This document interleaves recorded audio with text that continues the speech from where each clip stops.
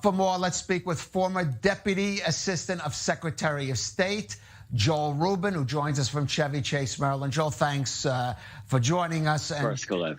You know, analysts here basically see, even with these sort of complication of the Russian demand on sanctions, that this is a done deal. The Biden administration, especially, determined to get this done and get this done within weeks, if not days. Is that your reading of the situation? Well, Kalev, it's great to be with you. It's not a done deal yet. As you know, as we all know, these negotiations sometimes can fall apart at the 11th hour. And there have been negotiations ongoing for over a year now, just about a year, quite frankly, between the Biden team and our European allies. But yes, they are very close. There have been some hiccups here at the end, a big hiccup with Russia. This is a major development in the United States right now and around the world. So there are these issues that are certainly needing to be dealt with, but it does look like they're very, very close to finalizing this. So a question a lot of people are asking, Joel, is the Biden administration so determined to get this deal done that they would carve out exemptions from the Ukraine sanctions on Russia to allow it to continue to trade with Iran so that agreement could be signed? I mean, do you think that's a possibility? And what would be your reaction to it? I mean, doesn't it go against the whole policy on Ukraine right now? Right now, the United States is full bore opposed to providing any sanctions relief in any way, shape, or form to Russia. And that is going to be the driver of this policy. What the United States is doing is looking at other options as well for oil. Quite frankly, oil imports are coming from Russia are on the table now. We just heard this over the weekend from Speaker Pelosi, and the Biden team is looking like they're moving in that direction. So there's a lot of moving parts. And I think that what's driving the Iran negotiations, though, first and foremost, is for the United States, it's crucial to prevent Iran from getting a nuclear weapon.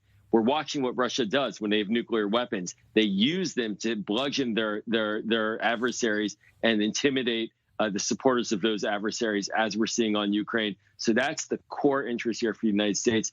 And for Iran, I don't think they want to get caught up in the Russian dynamics and lose their deal either. So we'll see. But this would be very hard to imagine Russia getting a carve out on this issue.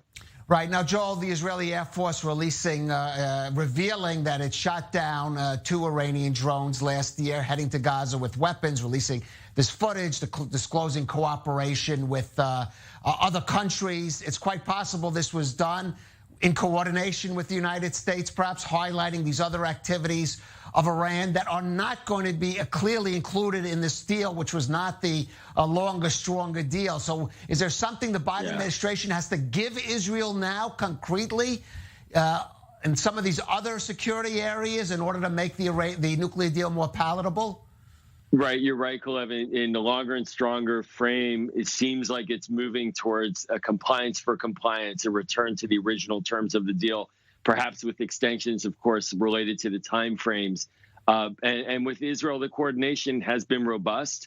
I'm confident that there's going to be continued coordination throughout, and that does mean that military support, security support, it will be ongoing and probably be more extensive as a result. But this deal in and of itself, the idea of having a nuclear arrangement with Iran is to prevent Iran from getting a nuclear weapon. If Iran gets a nuclear weapon, all bets are off in the way that they can behave in the region. The idea that they can support Hezbollah will be magnified in a negative way 1,000 times over if Iran has nuclear weapons. We're seeing it right now with Russia and Putin using nuclear threats to intimidate allies against helping Ukraine. That would be the same dynamic. And that is of us utmost urgency, as Iran has more nuclear capacity now than it ever has in the history of its nuclear program. All right. Well, we'll have to see what develops in the next coming days. As you said, anything can always happen at the 11th hour. Joel Rubin, thank you for joining us. Thanks, Cliff.